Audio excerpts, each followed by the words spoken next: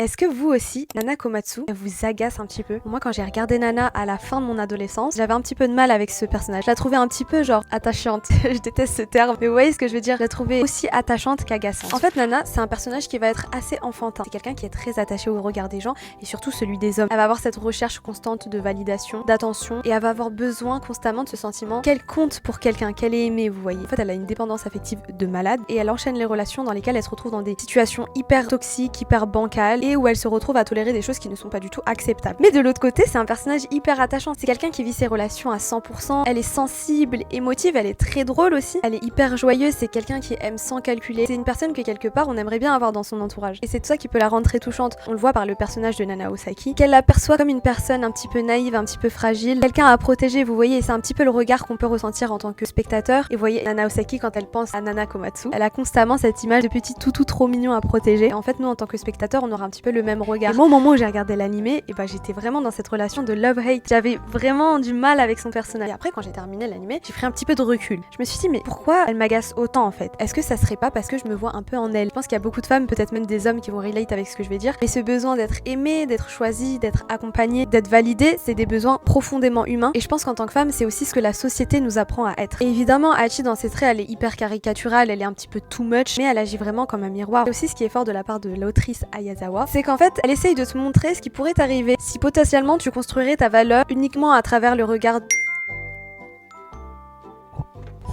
Bon pardon, je suis allée chercher mon thé roussier. Bon, qu'est-ce que je disais? Pour moi, on a toute une petite Hachi en nous, une partie de nous qui veut être aimée coûte que coûte, et c'est une partie de nous qu'on combat constamment, en tout cas moi c'est le cas, et qui par moments peut prendre le dessus. Et ce que j'adore aussi dans cet animé, c'est que Nana Osaki ne va jamais juger Nana Hachi, Nana Komatsu. Et justement, elle va un petit peu avoir ce rôle de protectrice, d'épaule, et être hyper à l'écoute. Et je trouve que le manga est un bon rappel de la raison pour laquelle on ne devrait pas mettre tous nos espoirs dans une relation ou dans une personne tout simplement. Il faut surtout commencer à s'aimer avant de vouloir aimer les autres. Mais toute cette histoire a commencé parce que justement Nana a décidé de suivre son copain à Tokyo, parce que je vous le rappelle, de base Nana elle avait pas de projet d'avenir, elle avait juste sa relation avec son copain, elle a décidé de quitter son bled pour aller le rejoindre à 18 ans sans projet concret, et même lui ça le saoulait en fait. Parce que je pense même que c'est un petit peu repoussant quelqu'un qui vit pas pour lui-même. Enfin bref, moi c'est mon shoujo préféré, et si vous l'avez pas vu, je vous conseille mais à 1000% de foncer, genre de pas hésiter une seule seconde.